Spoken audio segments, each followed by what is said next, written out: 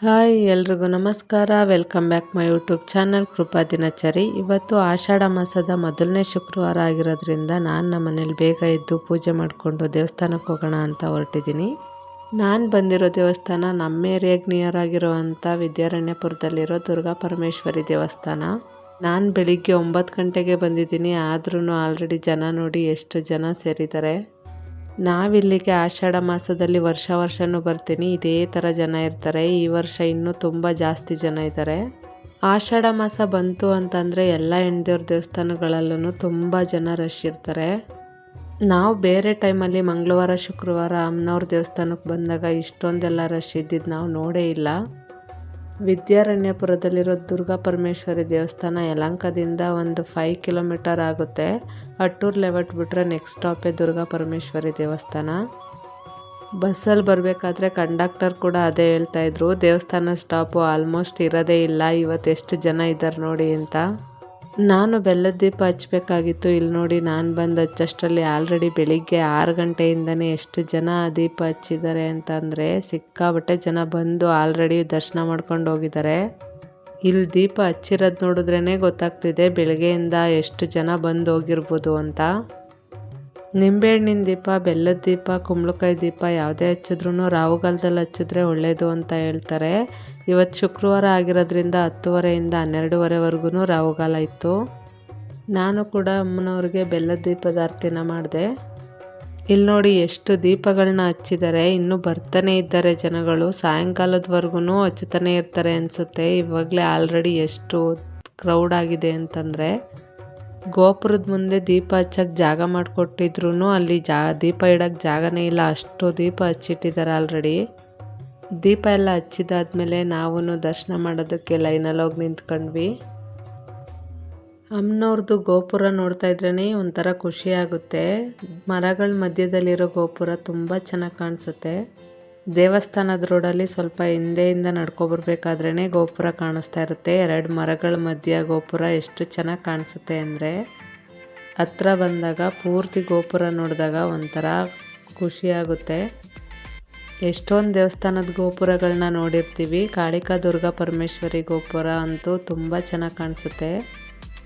Line move ಆಯ್ತಾ ಮುಂದೆ ಬಂದ್ವಿ. ಹಾಗೇನೆ ಇಲ್ಲಿ ನೋಡಿ 3 ಥರ ದರ್ಶನ ಇದೆ. ಉಚಿತ ದರ್ಶನ, ವಿಶೇಷ ದರ್ಶನ 30 ರೂಪಾಯಿ ಟಿಕೆಟು ಮತ್ತು 100 ರೂಪೀಸ್ ಟಿಕೆಟು ಅಂತ ಹೇಳಿ 3 ಥರ ದರ್ಶನ ಮಾಡಿದ್ದಾರೆ.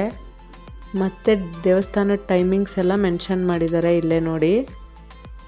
ಹಾಗೋ ಹೀಗೋ ದೇವಸ್ಥಾನದೊಳಗಡೆ ಎಂಟ್ರಿ ಆದ್ವಿ. ಎಂಟ್ರಿ ಆಗ್ತಾ ಇದ್ದಾಗೆ ಅಲ್ಲಿ ಮಹಾಮಂಗಳಾರತಿ ಪೂಜೆ ಇತ್ತು ಅಂತ ಅಂದ್ಬಿಟ್ಟು ದರ್ಶನನ ಸ್ಟಾಪ್ ಮಾಡಿಬಿಟ್ಟಿದ್ರು. ಹಾಗೆ ಲೈನಲ್ಲಿ ನಿಂತಿದ್ವಿ. ದೇವಸ್ಥಾನದ ಒಳಗಡೆ ಬರ್ತಿದ್ದಾಗೆ ಅಲ್ಲಿ 1 ಲೈನ್ ಮಾಡಿಬಿಟ್ಟಿದ್ದಾರೆ. ಒಂದು ಲೈನಲ್ಲಿ ಒಬ್ಬೊಬ್ಬರೇ ಹೋಗಬೇಕು, ಆ ಥರ ಮಾಡಿಬಿಟ್ಟಿದ್ದಾರೆ. ಹೊರಗಡೆ ಮಾತ್ರ ತುಂಬ ಜನ ರಶ್ ಥರ ಕಾಣಿಸುತ್ತೆ. ಒಳಗಡೆ ಬಂದರೆ ಫ್ರೀಯಾಗಿ ಆರಾಮಾಗಿ ದರ್ಶನ ಮಾಡ್ಬೋದು. ದುರ್ಗಾ ಪರಮೇಶ್ವರಿ ದೇವಸ್ಥಾನದಲ್ಲಿ ಶುಕ್ರವಾರ ಬೆಳಗ್ಗೆ 10:30ಯಿಂದ ರಾಹುಗಾಲ ಇರೋದ್ರಿಂದ ಅಮ್ಮನವ್ರಿಗೆ 10:30 ಮೇಲೇ ಅಭಿಷೇಕ ಎಲ್ಲ ಮಾಡ್ತಾರೆ. ಅಲಂಕಾರ ಎಲ್ಲ ಮಾಡಿ ಆಮೇಲೆ ಮಧ್ಯಾಹ್ನದಂಗೆ ಮಹಾಮಂಗಳಾರತಿ ಎಲ್ಲ ಮಾಡ್ತಾರೆ. ನಾವೇನು ದುಡ್ಡು ಕೊಟ್ಟು ಟಿಕೆಟ್ ಎಲ್ಲ ಏನು ತೊಗೊಂಡಿರಲಿಲ್ಲ. ಲೇಟ್ ಆದರೂ ಪರವಾಗಿಲ್ಲ, ಧರ್ಮದರ್ಶನದಲ್ಲೇ ಹೋಗೋಣ ಅಂತ ಹೇಳಿ ಧರ್ಮದರ್ಶನದಲ್ಲೇ ನಿಂತಿದ್ವಿ. ಈ ಲೈನು ಮೂವ್ ಆಗ್ತಾಯಿತ್ತು, ಬಟ್ ಸ್ವಲ್ಪ ನಿಧಾನವಾಗಿ ಮೂವ್ ಆಗ್ತಾಯಿತ್ತು. ಗರ್ಭಗುಡಿ ಮುಂದೆ ಹೋಗಿದ ತಕ್ಷಣ ದರ್ಶನ ಮಾಡೋದಕ್ಕೆ ಫ್ರೀಯಾಗಿ ಬರೋರು, ಟಿಕೆಟ್ ತಗೊಂಡಿರೋರು ಎಲ್ಲರೂ ಒಂದೇ ಹತ್ರ ಬಿಡ್ತಾರೆ. ಇಲ್ಲೇ ಅಮ್ಮನವ್ರ ಪಕ್ಕದಲ್ಲೇ ಶಿವನು ಇದ್ದಾರೆ ನೋಡಿ ಅಲ್ಲೇ.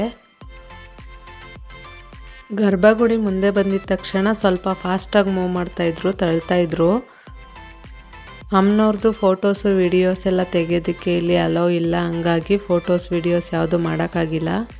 ಹಾಗೆ ಮುಂದೆ ಬಂದರೆ ಇಲ್ಲಿ ಯಕ್ಷಿಣಿ ದೇವಿ ಇದೆ, ಅವ್ರ ದರ್ಶನ ಮಾಡಿಕೊಂಡು ದೇವಸ್ಥಾನದ ಮುಂದೆನೇ ಸ್ವಲ್ಪ ಹೊತ್ತು ಕೂತಿದ್ವಿ.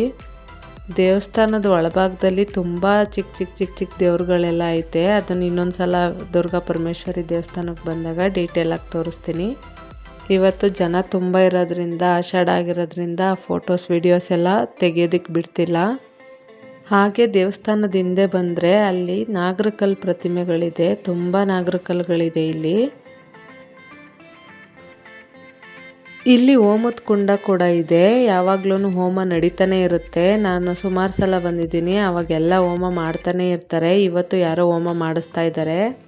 ಹೋಮ ಮಾಡಿಸ್ತಿದ್ದಾರಲ್ಲ ದೇವಸ್ಥಾನ, ಅದ್ರ ಹಿಂದೆ ಬಂದರೆ ಹಾಗೆ ಇಲ್ಲಿ ಚಿಕ್ಕ ಶಿವಲಿಂಗ ಇದೆ, ಅದ್ರ ಹಿಂದೆ ನಂದಿ ಕೂಡ ಇದೆ. ಎಲ್ಲರೂ ನಂದಿ ಕಿವಿಲಿ ಹೇಳಿದ್ರೆ ಏನಾದರೂ ಅಂದ್ಕೊಂಡಿರೋದೆಲ್ಲ ಆಗುತ್ತೆ ಅಂತ ಹೇಳ್ತಾರಲ್ಲ, ನೋಡಿ ಹೇಳ್ತಾ ಇದ್ದಾರೆ. ನಾವು ಇಲ್ಲಿ ನಂದಿಗೆ ನಮಸ್ಕಾರ ಮಾಡಿಕೊಂಡು, ಶಿವಲಿಂಗಕ್ಕೆ ನಮಸ್ಕಾರ ಮಾಡಿಕೊಂಡು ನಂದಿ ಕಿವಿಲಿ ಒಂದು ಸ್ವಲ್ಪ ಏನೋ ಹೇಳಿ ಇಲ್ಲಿಂದ ಹೊರಡೋಣ ಅಂತ ಅಂದ್ಬಿಟ್ಟು ಹೊರಟ್ವಿ. ಇಲ್ಲಿಂದ ಹೊರಟ ಮೇಲೆ ಸೀದಾ ಪ್ರಸಾದಕ್ಕೆ ಹೋಗಬೇಕು. ಪ್ರಸಾದದ ಲೈನು ತುಂಬ ಕ್ಯೂ ಇತ್ತು. ಅಲ್ಲಿ ನಿಂತ್ಕೊಂಡು ನೋಡಿದಾಗ್ಲೇ ಇವಾಗ ಪ್ರಸಾದಕ್ಕೆ ಹೊರಟ್ವಿ. ಪ್ರಸಾದ ಎಲ್ಲ ತಿನ್ಕೊಂಡು ಆಚೆ ಬಂದ್ವಿ. ಎಕ್ಸಿಟಿಗೆ ಬೇರೆ ಎಂಟ್ರಿಗೆ ಬೇರೆ ವ್ಯವಸ್ಥೆ ಮಾಡಿದ್ದಾರೆ. ಇಲ್ಲಿ ಚೆನ್ನಾಗಿ ಮಾಡಿದ್ದಾರೆ ಈ ಸಲ. ಆಚೆ ಬಂದು ನೋಡಿದ್ರೆ ನಾನು ಸ್ಟಾರ್ಟಿಂಗ್ ಬಂದಾಗಿಂತ ಇದ್ದಿದ್ದು ಲೈನ್ಗಿಂತನೂ ಹೆವಿ ಲೈನ್ ಇತ್ತು, ತುಂಬಾ ರಶ್ ಇತ್ತು. ದೇವಸ್ಥಾನದ ರೋಡಲ್ಲಿ ತರಕಾರಿ, ಸೊಪ್ಪು, ಹಣ್ಣುಗಳು, ಅದು ಇದು ಎಲ್ಲ ಐಟಮ್ಸು ಕೂಡ ಇಲ್ಲೇ ಸಿಗುತ್ತೆ. ತುಂಬ ಒಂಥರ ಮಿನಿ ಮಾರ್ಕೆಟ್ ಥರ ಕಾಣಿಸ್ತಾ ಇರುತ್ತೆ ದೇವಸ್ಥಾನದ ರೋಡು. ಇಲ್ಲಿ ನೋಡಿ ತೋರಿಸ್ತೀನಿ. ನಾವು ಯಾವಾಗಲೂ ಬಂದಾಗೆಲ್ಲ ತುಂಬ ಫ್ರೆಶ್ ಆಗಿರುತ್ತೆ ಅಂತ ಸೊಪ್ಪು ತಗೊಂಡು ಹೋಗ್ತಿದ್ವಿ ಇಲ್ಲಿಂದ. ಇವತ್ತಂತೂ ತುಂಬಾ ಫುಲ್ಲು ರಶ್ ಇದೆ, ಹಂಗಾಗಿ ಒಂಥರ ಜಾತ್ರೆ ಥರ, ಮಿನಿ ಜಾತ್ರೆ ಥರ ಕಾಣಿಸ್ತೈತೆ. ಎಲ್ಲಿ ನೋಡಿದ್ರು ಜನ, ಯಾವ ಕಡೆ ನೋಡಿದ್ರು ತುಂಬ ಕ್ಲೌಡ್ ಇದೆ, ಜನ ಇದೆ. ಇಲ್ಲಿ ನೋಡಿ ಹಸಿ ಕಡಲೆಕಾಯಿ ಕೂಡ ಮಾರ್ತಾ ಇದ್ದಾರೆ. ಈ ರೋಡಲ್ಲಂತೂ ಶುಕ್ರವಾರ ದಿನ, ಆಷಾಢ ಶುಕ್ರವಾರ, ಈ ಥರ ವಿಶೇಷ ದಿನಗಳಲ್ಲಂತೂ ವ್ಯಾಪಾರ ಮಾಡೋರಿಗೆ ತುಂಬ ಚೆನ್ನಾಗಿ ವ್ಯಾಪಾರ ಆಗುತ್ತೆ. ಯಾಕಂದರೆ ಅಷ್ಟು ಜನ ಬಂದಿರ್ತಾರೆ. ದೇವಸ್ಥಾನಕ್ಕೆ ಬಂದವರೆಲ್ಲ ಏನಾದರೂ ತಗೊಂಡೋಗ್ಬೇಕು ಅಂತ ತಗೋತಾರೆ. ಇಲ್ಲಿ ನೋಡಿ ದಿಂಡಿನ ಬಳೆಗಳನ್ನ ಕೂಡ ಇಟ್ಟಿದ್ದಾರೆ. ಹಾಗೆ ಹೋಗ್ತಾ ಸೊಪ್ಪು ಎಲ್ಲಿ ಫ್ರೆಶ್ ಆಗೈತೆ ಅಂತ ನೋಡ್ಕೊಂಡು ಮುಂದೆ ಹೋಗ್ತಾ ಇದ್ವಿ. ಇಲ್ಲಿ ನೋಡಿ ಹೂ ರೇಟ್ ಅಂತೂ ಮಾತಾಡ್ಸಂಗೆ ಇಲ್ಲ. ನೆನ್ನೆ ಕಂಪೇರ್ ಮಾಡಿದ್ರೆ ಇವತ್ತೊಂದು ಸ್ವಲ್ಪ ಪರವಾಗಿಲ್ಲ ಹೂ ರೇಟು. ಶಾಮಂತಿಗೆ ಅಂತೂ KG 400 ರೂಪಾಯಿ ಆಗಿದೆ ಇಲ್ಲಂತೂ. ಆಷಾಢ ಶ್ರಾವಣ ಬಂದ್ರಂತೂ ಹೂ ರೇಟು ಗಗನಕ್ಕೆ ಹೋಗ್ಬಿಡುತ್ತೆ, ತಗೊಳ್ಳೋಕ್ಕೆ ಆಗಲ್ಲ, ಅಷ್ಟು ರೇಟ್ ಆಗಿಬಿಡುತ್ತೆ. ರೇಟ್ ಆದ್ರೂ ಸ್ವಲ್ಪನಾದರೂ ತೊಗೊಂಡು ಪೂಜೆ ಮಾಡಲೇಬೇಕಲ್ಲ, ಹಂಗಾಗಿ ತಗೊಳ್ಳೇಬೇಕು. ಈ ಸಲ ಅಂತೂ ಹೂವು ಅಷ್ಟೇ ಅಲ್ಲ, ತರಕಾರಿ ಕೂಡ ತುಂಬ ರೇಟ್ ಆಗಿಬಿಟ್ಟಿದೆ. ಯಾವ ತರಕಾರಿ ಕೇಳಿದ್ರು KG 80 ರೂಪಾಯಿ, 60 ರೂಪಾಯಿ, 100 ರೂಪಾಯಿ ಅಂತಲೇ ಹೇಳ್ತಾರೆ. ಕಡಿಮೆ ಇರೋ ತರಕಾರಿ ಅಂತೂ ಒಂದೂ ಇಲ್ಲ. ನಾವು ಇಲ್ಲಿ ಕೇಳ್ಕೊಂಡು ಹೋಗ್ತಾನೆ ಇದ್ವಿ. ಇಲ್ಲಿ ಯಾರೋ ನಮ್ಮ ಪಕ್ಕ ಇರೋರು ಅದೇ ಮಾತಾಡ್ಕೊಂಡು ಹೋಗ್ತಾಯಿದ್ರು. ಕಂಪ್ನಿಗಳಲ್ಲಿ ಸಂಬಳ ಮಾತ್ರ ಜಾಸ್ತಿ ಮಾಡಲ್ಲ, ಹೊರಗಡೆ ತರಕಾರಿ ಆಗಿರ್ಬೋದು, ಹಣ್ಣುಗಳಾಗಿರ್ಬೋದು, ಹೂಗಳಾಗಿರ್ಬೋದು, ಮಾಮೂಲಿ ಡೈಲಿ ಯೂಸ್ ಮಾಡೋ ಅಂಥ ಐಟಮ್ಸ್ಗಳಾಗಿರ್ಬೋದು ಎಲ್ಲ ರೇಟು ಜಾಸ್ತಿ ಆಗ್ತಾಯಿದೆ, ಆದರೆ ಸಂಬಳ ಮಾತ್ರ ಜಾಸ್ತಿ ಮಾಡಲ್ಲ ಅಂತ ಮಾತಾಡ್ಕೊಂಡು ಹೋಗ್ತಾಯಿದ್ರು. ನಾವಿಲ್ಲೊಂದು ಹತ್ರ ಸೊಪ್ಪು ಮಾರೋ ಅಮ್ಮನ ಹತ್ರ ನಿಂತ್ಕೊಂಡ್ವಿ. ಯಾಕೆ ನಿಂತ್ಕೊಂಡ್ವಿ ಅಂತಂದರೆ ಇಲ್ಲಿ ನೋಡಿ ನುಗ್ಗೆ ಸೊಪ್ಪು ಬೇರೆ, ನುಗ್ಗೆ ಸೊಪ್ಪು ಹೂವು ಬೇರೆ ಕಿತ್ತು ಮಾರ್ತಾಯಿದ್ರು. ಇದನ್ನು ಕೇಳೋಣ ಅಂತ ಅಂದ್ಬಿಟ್ಟು ನಿಂತ್ಕೊಂಡ್ವಿ.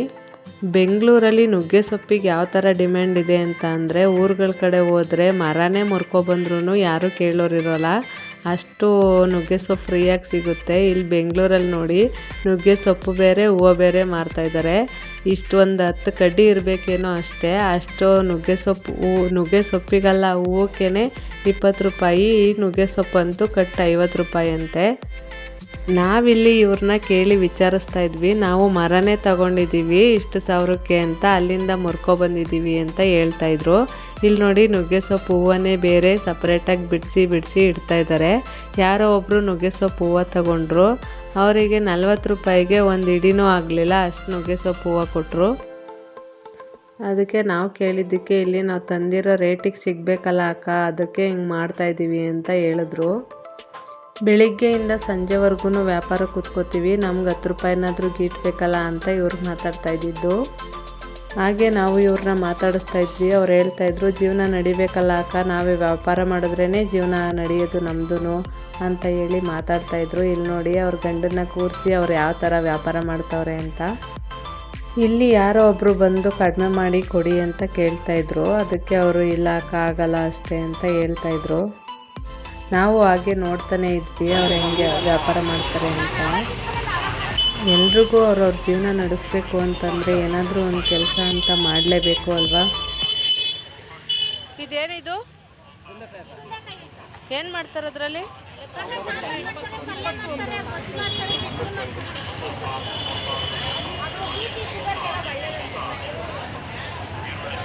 ಅಲ್ಲಿ ಸಣ್ಣ ಕಾಯಿಗಳ ಥರ ಇತ್ತು, ಅದೇನಂತ ನಮಗೆ ಗೊತ್ತಿರಲಿಲ್ಲ. ಅದೇನಂತ ಕೇಳಿ ತಿಳ್ಕೊಂಡು ನಾವು ನುಗ್ಗೆ ಸೊಪ್ಪು ತಗೊಂಡ್ವಿ. ಇನ್ನು ವ್ಯಾಪಾರ ಮಾಡೋರಂತೂ ತುಂಬ ಚೆನ್ನಾಗಿ ಮಾತಾಡ್ತಾಯಿದ್ರು.